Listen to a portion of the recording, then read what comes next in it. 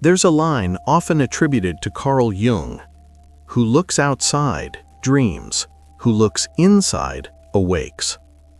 Whether you treat it as a direct quote or a summary, the meaning is clear. Most people spend their lives searching outside themselves for answers.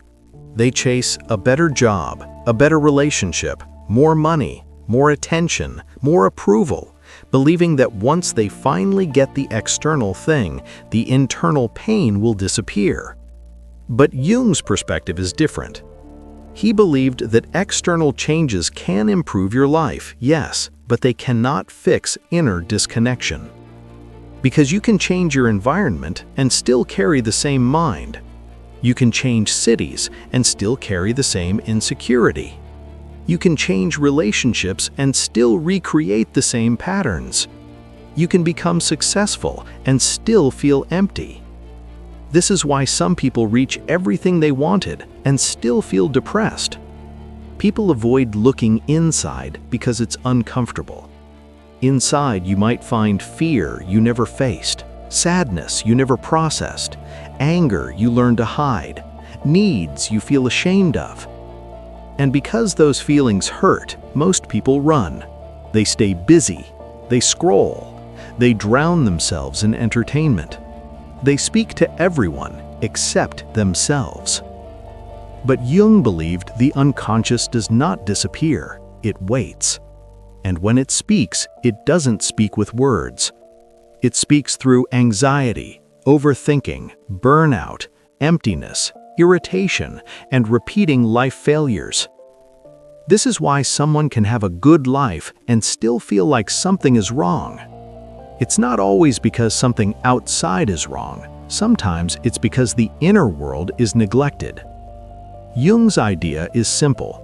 When you avoid your inner truth, the psyche creates symptoms to force your attention. It's like your mind saying, "I will make you uncomfortable until you listen." And what makes this even harder is that the unconscious often holds memories. Not just memories of events, but memories of feelings. Humiliation, rejection, feeling powerless. So looking inside can feel like walking back into emotional fire. That's why many people avoid it. They would rather suffer in a familiar way than heal in an unfamiliar way. Jung would say the first step of awakening is courage, the courage to stop running. Jung would say the reason is simple. They tried to solve an inner problem with an outer solution. And the inner problem is not always obvious. It hides behind habits, impulses, and unconscious decisions. Your mind is like a house with locked rooms. You may live in the living room, but something in the basement still controls the temperature. So when Jung talks about awakening, he's not talking about mystical energy. He's talking about awareness. Awareness of the forces inside you that silently shape your life. Because what you don't understand inside will repeat outside you. That's the start of the journey. Jung used the word persona to describe the social mask. The persona is not fake, it's not evil, it's a survival tool. It's the version of you that acts professional, acts polite, acts strong, acts normal, because society rewards those behaviors. But here's Jung's warning. If you become trapped in your persona, you lose your real self. Many people don't realize it, but they live as an image. They wake up and instantly become the mask. They speak in the tone that gets approval. They hide emotions that might make them look weak. They pretend to be okay even when they are falling apart. And after years of that, the mask becomes identity. And then something dangerous happens. You might be surrounded by people, but still feel lonely. Because nobody is truly meeting you. They are meeting the version you perform. And deep inside, you know it. That loneliness is not from lack of friends, it is from lack of authenticity. Jung's view is that real connection requires truth, but truth feels risky because truth might bring rejection. So people choose persona over truth, and they wonder why they feel empty. Jung would say, "You can't feel alive while constantly performing. Performance creates stress. Performance creates anxiety. Performance creates overthinking because you are always managing perception. And the more you manage perception, the more fragile you become. This is why awakening begins when you ask, 'Who am I?' when nobody is watching." Jung's most famous concept is the shadow. The shadow is the part of you you reject, traits you were taught were wrong, emotions you were punished for, truths you were forced to hide. For some people, the shadow is anger. They learned anger is dangerous, so they suppress it. But suppressed anger does not disappear. It becomes passive aggression, resentment, self-sabotage. For others, the shadow is vulnerability. They learned vulnerability equals weakness, so they become cold.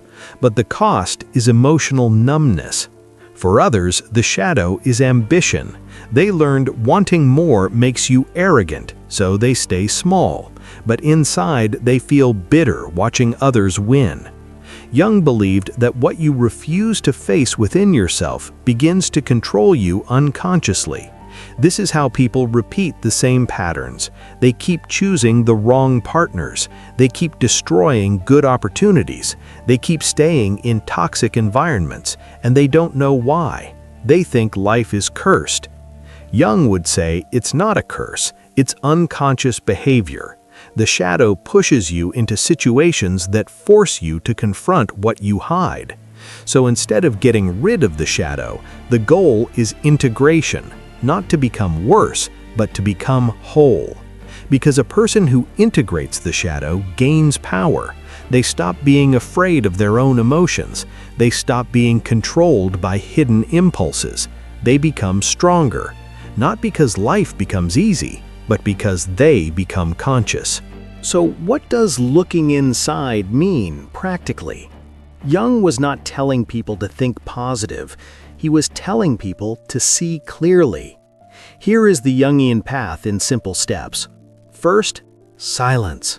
Not fake silence with music in the background, real silence, because silence reveals what you've been avoiding. Second, observation. Start watching your emotions like a scientist. When you feel anxious, ask why. When you feel angry, ask what boundary was crossed. When you feel jealousy, ask, what do I secretly want? When you feel sadness, ask, what did I lose? Third, honesty. Jung believed honesty is awakening. Not honesty to others, honesty to yourself, because you can't heal what you keep denying. Fourth, record patterns.